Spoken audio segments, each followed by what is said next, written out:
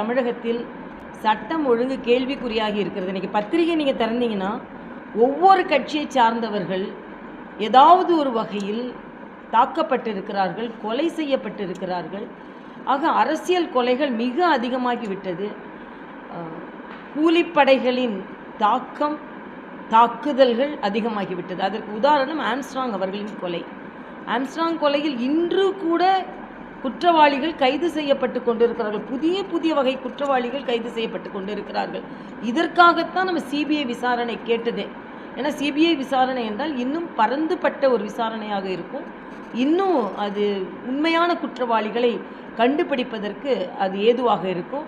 அரசியல் சாயம் உள்ளவர்களாக இருந்தால் அது எந்தவித பாகுபாடும் இல்லாமல் தீர விசாரணை செய்வது வசதியாக இருக்கும் சிபிஐயாக இருந்தால். அதுக்காக தான் நம்ம அது கேட்குறோம். ஆனால் எல்லாமே குற்றங்கள் நடக்கிறது. அதில் எந்த குற்றத்திற்குமான குற்றவாளிகள், சரியான குற்றவாளிகள் கண்டுபிடிக்கப்படாமலே இருக்கிறது. இது தமிழக அரசு இன்னும் அதிக கவனம் செலுத்த வேண்டும் என்று நான் கேட்டுக்கொள்கிறேன். எல்லாவற்றையும் அரசியலாக்குவதைப் போல எது சொன்னாலும் உடனே அரசியல் என்று சொல்லாமல், இப்போ நிதி ஆயோக் கூட்டம், ஆமாம், பாரதிய ஜனதா கட்சியை சார்ந்தவர்கள் சிவகங்கையில் ஒரு சகோதரர் கொல்லப்பட்டிருக்காங்க. எது எடுத்தாலும் உடனே தனிப்பட்ட காரணங்கள்னு சொல்கிறாங்க. நான் கேட்குறேன், தனிப்பட்ட காரணங்களும் கொலை செய்யலாமா? அப்போ தனிப்பட்ட காரணங்களாக இருந்தால் கூட அரசியல் காரணங்களுக்கு தான் பல நேரம் அந்த பின்புலத்தை வைத்து தான் கொலைகள் நடக்கிறது. அது தனிப்பட்ட காரணங்களுக்கு என்று உடனே அது என்னமோ தனிப்பட்ட காரணங்கள்னால் கொலை நடக்கலாம் போல் இப்படி ஒரு சாதாரண ஒரு ஸ்டேட்மெண்ட்டை சொல்லிட்டு காவல்துறை விட்டுறாங்க.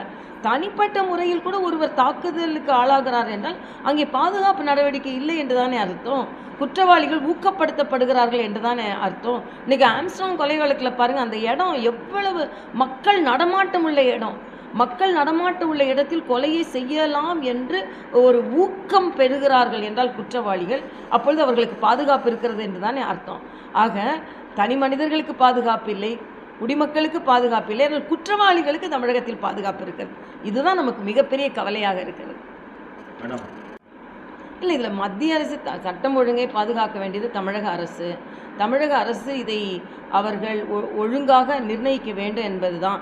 மத்திய அரசு எதான்னு சொன்னால் உடனே எங்கள் மத்திய மாநில அரசுகளின் உறவில் நீங்கள் தலையிடுகிறீர்கள் என்று சொல்வார்கள்.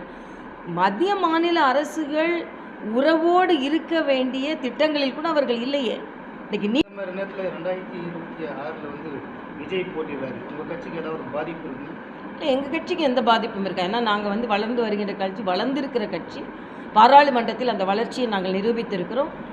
கூட்டணியோடு சார்ந்து 18.5% ஓட்டுகளை வாங்கியிருக்கிறோம். அதனால் வேறு கட்சிகள் வரலாம், வர வேணான்னு சொல்ல முடியாது.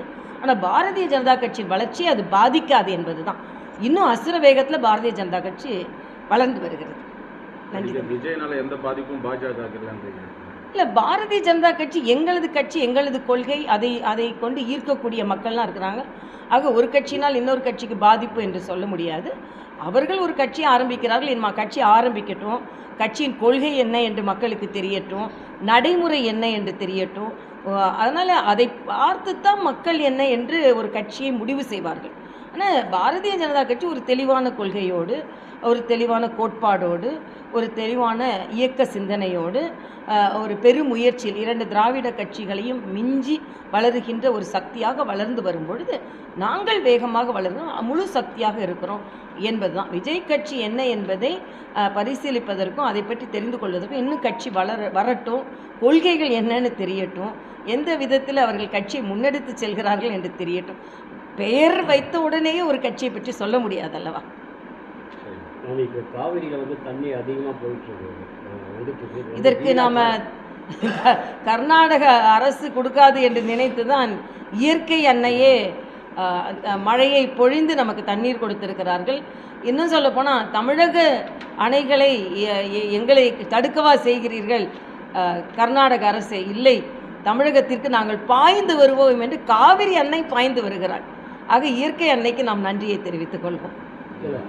தண்ணி வேஸ்டாக போயிட்டு, அதனால அணைகள் கட்டக்கூட யாரும் முன்வரல அப்படிங்கிற மாதிரி எதிர்கட்சிகள் இப்போ சொல்லிட்டு எதிர்கட்சிகள் என்ன குற்றச்சாட்டு வேணாலும் சொல்லலாம். ஆனால் தமிழ்நாட்டில் பல இடங்களில் கடலில் வீணாகும் தண்ணீர் பாதுகாத்து அதை அணைகளாக கட்டி கடலில் வீணாகாமல் தடுக்க வேண்டும் என்பது தான். ஏன்னா ஆக்சுவலாக நீங்கள் பார்த்தீங்கன்னா கோதாவரி தண்ணீர் அதிகமாக கடலில் கலக்கிறது. அது தமிழகத்திற்கு குடி தண்ணீர் கொடுக்க வேண்டும் என்று அன்றைய தெலுங்கானா முதலமைச்சர் சந்திரசேகர் ராவிடம் நான் பேசி, அன்று அனைத்து இந்திய திராவிட முன்னேற்ற கழகத்தை சார்ந்த 2 அமைச்சர்கள் தெலுங்கானாவிற்கு வந்து ராஜ்பவனில் தங்கி, அப்புறம் அவங்க முதலமைச்சரிடம் சென்று பேச்சுவார்த்தை நடத்தி, இதை மாதிரி கோதாவரி தண்ணீர் தமிழகத்திற்கு குடி தண்ணீராக கிடைக்க வேண்டும் என்று எங்கள் முயற்சியினால் தண்ணீர் கொண்டு வருவதற்கு பெருமுயற்சி நடந்தது.